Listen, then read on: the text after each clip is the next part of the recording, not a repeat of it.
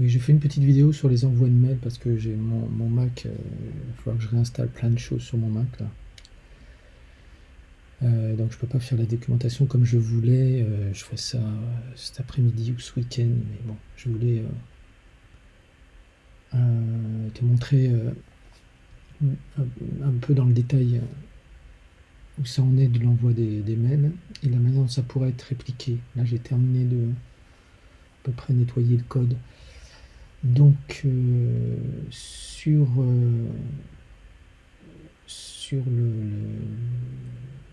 la table GESCO, j'ai créé simplement deux scripts. Donc il y a un script qui s'appelle envoi courriel et puis un autre SRV envoi courriel. Donc le gros du boulot effectif de l'envoi de mail, il est fait par le serveur, au niveau du serveur, donc on peut utiliser ça dans WebDirect. J'ai fait un test qui fonctionne sur WebDirect. Mais normalement, celui-ci, j'ai fait en sorte qu'il n'y ait rien à modifier. Normalement, celui-là, il y aurait à le modifier que si par la suite on veut rajouter un contenu au mail en HTML. Pour l'instant, j'ai fait un contenu mail plein de texte très simple. Donc si on voulait mettre une signature, etc., il faudra rajouter le HTML. Et puis si on voulait rajouter la fonctionnalité de pouvoir mettre le mail en copie à quelqu'un, enfin bref. Pour l'instant, là, l'envoi de mail, il est basique, c'est un envoi de mail simple avec pièces attachées.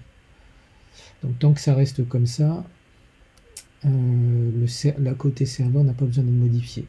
Dans la partie qui est pointée par le bouton qui est dans l'interface, bon, il y a une petite fenêtre qui s'ouvre pour demander à qui on va envoyer le mail. Mais sinon, d'ailleurs j'ai une petite chose à faire pour traiter une annulation. Je l'ai pas fait, je vais le rajouter tout à l'heure. Mais sinon, le gros du morceau, c'est ce qu'il y a entre ces lignes là, entre ces doubles lignes. Ça, c'est ce qui normalement est suffisant pour faire toute la configuration. C'est ça qui peut être modifié comme on veut. Alors déjà, il y a la possibilité de faire des envois tests. C'est toujours utile pour débugger. Donc il suffit de commenter l'une ou l'autre de ces lignes pour activer ou pas le mode test. Quand le mode test est activé, c'est le cas en ce moment, on peut définir à qui on envoie le mail test. À la fois le courriel et puis le nom. Chaque fois, il y a le nom parce que le plugin aime bien quand il y a un nom. J'ai vu qu'il plantait de temps en temps quand on n'avait pas de nom associé à l'adresse. Normalement, c'est pas du tout utile. Mais enfin, comme j'ai eu des soucis, maintenant systématiquement, je mets le nom. Après, il y a la configuration SMTP. Donc ça, on voit normalement, ça non plus, on ne bouge pas. Ça, on ne bouge pas parce que c'est l'adresse du serveur SMTP d'Alpha 3A avec le port qui est autorisé. Ensuite, l'expéditeur. Alors ça, c'est un peu plus touchy. J'ai essayé dépannage FileMaker, j'ai essayé de ne pas répondre, ça ne fonctionne pas.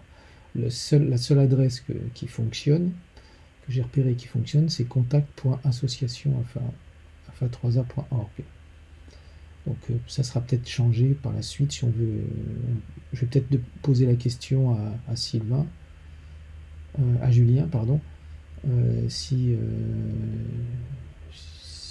on peut rajouter, si on peut activer les autres. Enfin bref, ça faut qu'on en discute. Pour l'instant, ça marche avec Contact Association. Pareil, il faut un nom. Donc là, j'ai mis un nom, application GESCO. Là, on met ce qu'on veut dans les noms. L'adresse du retour. Alors normalement, c'est pas des mails qui ont besoin de retour, mais l'application a besoin qu'on mette quelque chose de valable. Donc là, pour le coup, j'ai pu mettre des dépannages FileMaker. Ça, normalement, c'est l'adresse que l'on active si on répond au mail. Après, alors, là, c'est plus brut, on va dire, ce que j'ai fait pour l'instant, c'est il faut écrire le sujet du mail et son contenu. Donc là, pour l'instant, comme sujet, j'ai fait juste le minimum.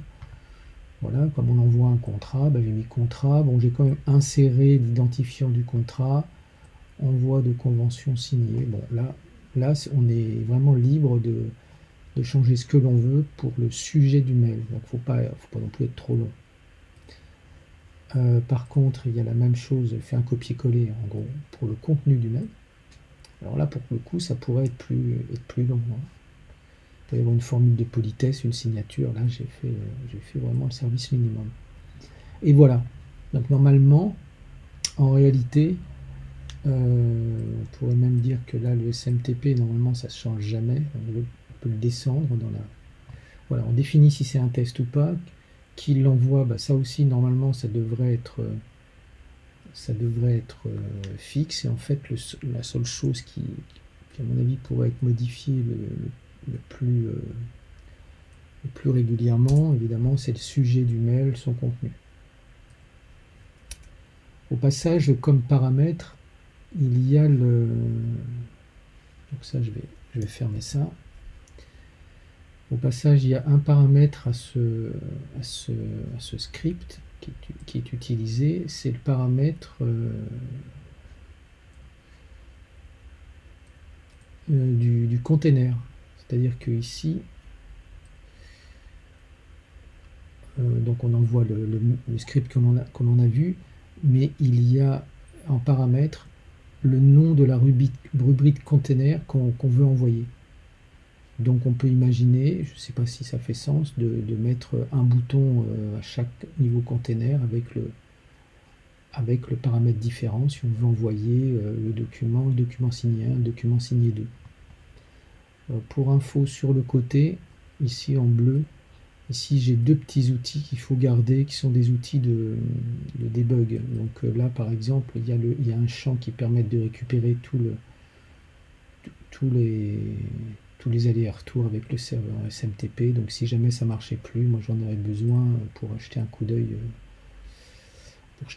sur ce qui va pas. Voilà, donc là le mode test est activé. Donc quand on envoie ici, on décide à qui on envoie. Bon, là j'ai mis mon adresse perso, mais elle va être court-circuitée parce qu'on est en mode test. On a un petit message de retour. Donc, normalement, si je vais dans ma boîte, puisque j'ai mis comme adresse de retour, j'ai mis la boîte Alpha 3A, voilà, donc voilà ce qu'on vient d'envoyer. Donc avec l'intitulé, avec l'identifiant, et puis le contenu avec l'identifiant. Donc c'est peut-être ces choses-là qu'il faut un peu élaborer. Et évidemment, le but de l'opération, c'était d'envoyer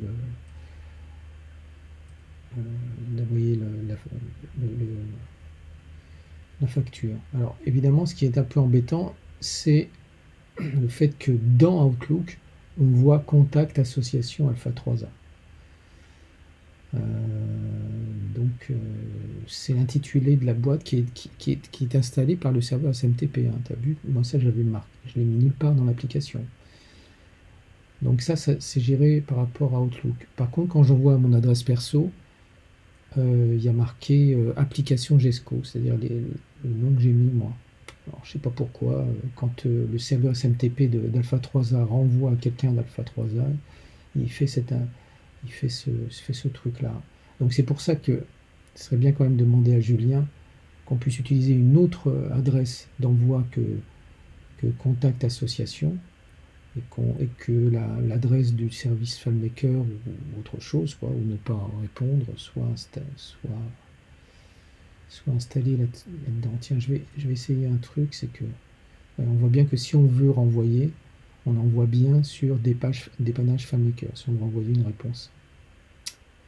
Voilà, donc en gros, ça fonctionne. Ce que je vais faire tout de suite, c'est de désactiver le mode test. Hein, donc là, il n'y aura pas d'envoi de test. On peut désactiver les lignes en dessous, mais c'est pas la peine. Voilà.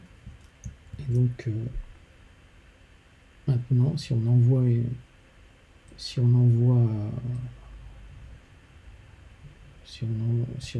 comme ça, normalement on n'a pas d'erreur non plus. Et si je vais sur ma boîte perso, voilà, je viens de recevoir. Et comme tu vois ici dans Gmail, on a application Gesco qui apparaît. C'est bien la boîte contact association. Il n'y a pas eu il n'y a pas eu comment le remplacement avec contact, association, communication, je ne sais plus quoi, qu'on voit dans Outlook. On voit bien qu'on a bien la réponse, enfin le fichier fonctionne. Donc voilà, donc ça fonctionne. Je vais faire quand même une documentation que je rajouterai au petit portail que je suis en train de développer pour la documentation en ligne. Et puis voilà.